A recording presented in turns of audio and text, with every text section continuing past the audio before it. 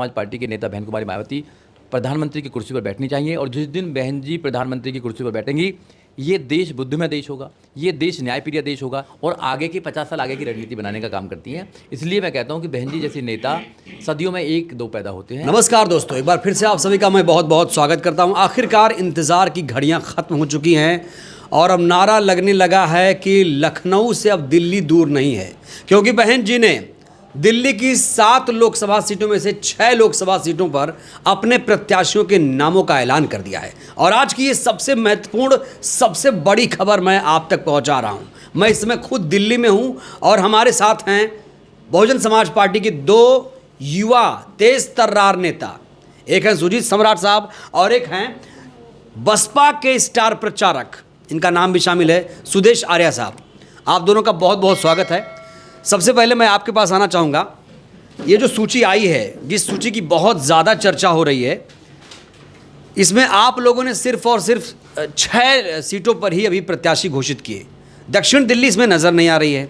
पहले तो इस सूची को लेकर क्या कहेंगे, ये बताइए सर। देखिए, दिल्ली की 7 लोकसभा के कैंडिडेट हमारे पास में थे और दक्षिण दिल्ली पे काफ़ी कैंडिडेटों ने हमारे पास में नॉमिनेशन दिया, ठीक, अपने नामांकन दिए कि भी हम लोगों को कैंडिडेट बनाइए। अब उन लोगों में से सबसे अच्छे कैंडिडेट को छांटने का अभी काम चल रहा है। बहन जी से परमिशन ली जा रही है उसके लिए, तो वो भी 1-2 दिन में हो जाएगा। बाकी 7 में से 6 लोगों को हमने पार्टी के द्वारा, बहन जी ने के आदेश के द्वारा आज उनको घोषित कर दिया गया प्रत्याशी और बहुत ही अच्छे कैंडिडेट हैं सारे। और अच्छी कैंडिडेट होने के साथ साथ में ये पार्टी में विश्वास रखते हैं, पार्टी की गतिविधियों में विश्वास रखते हैं और पार्टी को आगे बढ़ाने के और जिताने का भी काम करेंगे। क्या पैमाना है इस बार प्रत्याशी चुनने का? देखिए, पैमाना तो बहन जी डिसाइड करती हैं, पार्टी डिसाइड करती है। बाकी हर सीट पर अब की बार भीड़ लगी हुई थी कि हमको टिकट दे दीजिए, हमको टिकट दे दीजिए, क्योंकि लोग बदलाव चाहते हैं। दिल्ली के लोग खासकर बदलाव चाहते हैं। दिल्ली में जैसे दिल्ली की जनता को ठगा गया है, केजरीवाल के द्वारा ठगा गया है, कांग्रेस के द्वारा पहले और बीजेपी के द्वारा झूठ बोलकर ठगा गया है। अब देश की जनता एक ऐसे नेता पर विश्वास करना चाहते हैं जो देश के लोगों को सारे वो अधिकार देना चाहते हैं जो संविधान में सुरक्षित है। ये लोग ना तो अधिकार दे रहे हैं, अधिकार को ख़त्म करने का काम कर रहे हैं और एजुकेशन को ख़त्म करने का काम कर रहे हैं, रोज़गार को ख़त्म करने का काम कर रहे हैं और न्याय तो देते ही नहीं ये लोग। तो जो रियल मुद्दे हैं भारत के, उन पर ये बात नहीं करते हैं। देश के प्रधानमंत्री भी कहते हैं मंगलसूत्र बिक जाएगा, ये हो जाएगा, वो हो जाएगा, क्या क्या बात करते हैं। धर्म की बात करते हैं, मंदिर की बात करते हैं, हिंदुस्तान की पाकिस्तान की बात करते हैं, मुसलमान की और हिंदू की बात करते हैं, मगर रोज़गार की बात नहीं करते हैं। जो उन्होंने 2014 में उन्होंने वादा किया था देश की जनता से, नौजवानों से, कि हर साल आपको 2 करोड़ रोज़गार देंगे, कहाँ रोज़गार, उसकी तो कभी बात नहीं करी उन्होंने। न्याय की बात करी, न्याय में कोई कभी दिल्ली में प्रत्याशियों को आप कह रहे दिग्गज मिल गए, तो दिल्ली में एक्सरसाइज इसलिए भी शुरू हो गई है, बहुत तगड़े तरीके से आप लोग फाइट इसलिए भी कर रहे हैं कि बहन जी को अब दिल्ली शिफ्ट करना चाहते हैं आप लोग? नहीं, हमारी तो पूरे समाज की, बहुजन समाज की, पूरे देश के नौजवानों की, महिलाओं की, देश के किसानों की, सबकी ये इच्छा है कि बहन जी देश की प्रधानमंत्री बननी चाहिए। क्योंकि बहन जी न्यायप्रिय, जनप्रिय, लोकप्रिय नेता हैं। बहन जी जैसा नेता पूरे देश में नहीं है, क्योंकि बहन जी ने जब भी शासन किया, उत्तर प्रदेश में शासन किया 4 बार बहन जी ने, तो लोग खुश रहे थे। सम्राट अशोक का राज और बहन जी का राज सेम ही है। अतिशयोक्ति नहीं हो गया कुछ? नहीं, कोई अतिशयोक्ति नहीं है। वहाँ सबको न्याय मिलता था। बहन जी के भी शासन में सबको न्याय मिलता था। एक भी व्यक्ति बताइए जिसको न्याय नहीं मिलता था बहन जी के साथ। चलिए हम थोड़ा दिल्ली की सूची पर दिल्ली की सूची पर थोड़ा रोशनी डाल देते हैं। दर्शकों को बता दें पहले हम इंट्रो के तौर पर कि चांदनी चौक से अब्दुल कलाम आज़ाद हैं, उत्तर पूर्वी से अशोक कुमार हैं, पूर्वी दिल्ली से राजेंद्र कुमार पाल साहब हैं, नई दिल्ली जो राजधानी है देश की, एडवोकेट सत्यप्रकाश गौतम जी हैं, उत्तर पश्चिमी दिल्ली से विजय बौद्ध साहब हैं और पश्चिमी दिल्ली से विशाखा आनंद जी हैं। और दक्षिणी दिल्ली इसमें छूट रही है। वैसे दिल्ली लोकसभा सीटों को याद करना बड़ा मुश्किल है। उत्तर पूर्वी, नई दिल्ली, चांदनी चौक, दक्षिण दिल्ली, पश्चिमी दिल्ली, ये जो नाम आपने चुना है चांदनी चौक से, यहाँ से कांग्रेस के जयप्रकाश अग्रवाल साहब वरिष्ठ नेता हैं, 80 साल करीब उम्र है, तजुर्बेकार हैं। बीजेपी ने प्रवीण खंडेलवाल को उतारा है। आपने यहाँ से क्या सोच के मुस्लिम उम्मीदवार उतारा? देखिए, ये जो मुस्लिम कैंडिडेट हैं, ये नौजवान साथी हैं, बहुत ही जुझारू साथी हैं, उनकी पकड़ है वहाँ पर मुस्लिम समाज के अंदर, और बहुत ही ईमानदार और योग्य व्यक्ति हैं। ऐसे व्यक्ति को लोगों के बीच में ले जाना पार्टी का इसलिए भी निर्णय है क्योंकि ये जो लोग हैं ये देश में परिवर्तन चाहते हैं और जो आजकल मुस्लिम समाज पर जो अत्याचार हो रहे हैं, दलित समाज पर जो अत्याचार हो रहे हैं, उसकी बात को जन जन में पहुंचाने का काम करेंगे।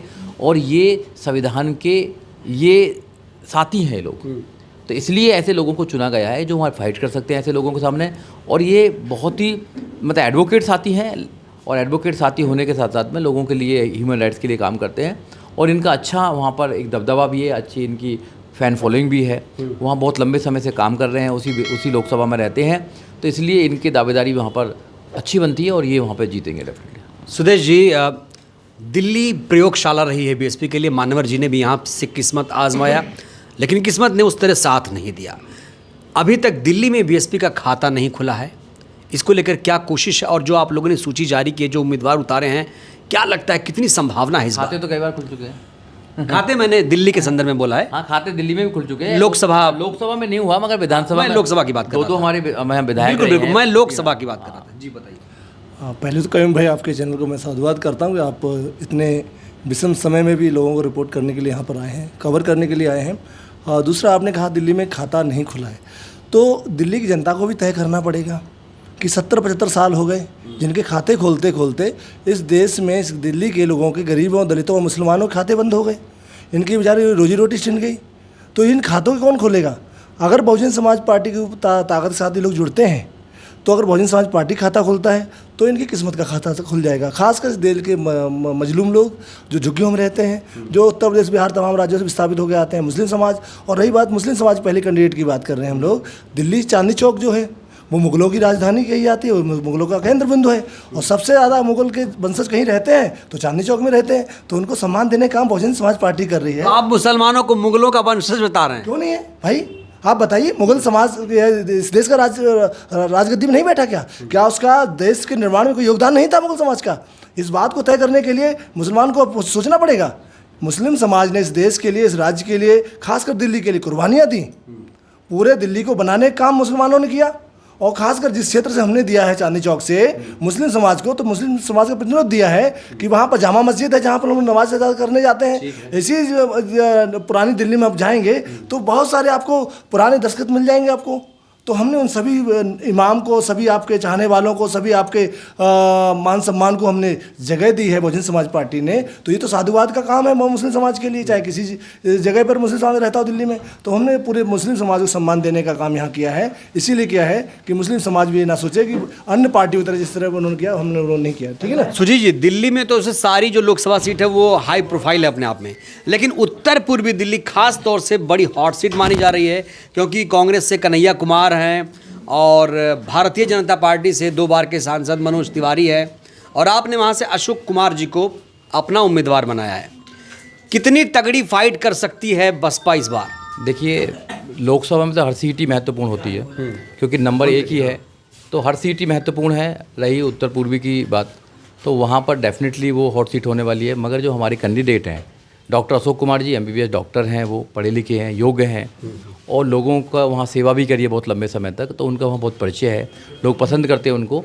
तो वो सीट भी इस माध्यम से उनको दी गई है, क्योंकि उनका पूरा कार्यक्षेत्र उधर ही रहा है। ठीक। तो वहाँ पर हमारे लोग हैं वहाँ पर, क्योंकि वहाँ पर हमारी जो बहुजन समाज पार्टी की कार्यविधि जो है बहुत ज़्यादा लेवल पर है, तो हम भी वहाँ फाइट में हैं बहुत ज़्यादा। और त्रिकोणीय जहाँ पर भी हो जाती है तो वहाँ बहुजन समाज पार्टी के निकलने के बहुत अच्छे चांस होते हैं। हमने प्रथम चरण में देखा कि प्रथम चरण में 102 सीटों पर चुनाव हुआ, और बीएसपी ने सबसे ज़्यादा लोकसभा सीटों पर अपने कैंडिडेट उतारे, 87 सीटों पर। अगर मैं गलत हूँ तो बताइएगा। 85-87 सीटों पर उम्मीदवार उतारे, और दिल्ली में भी लड़ रहे हैं आप लोग।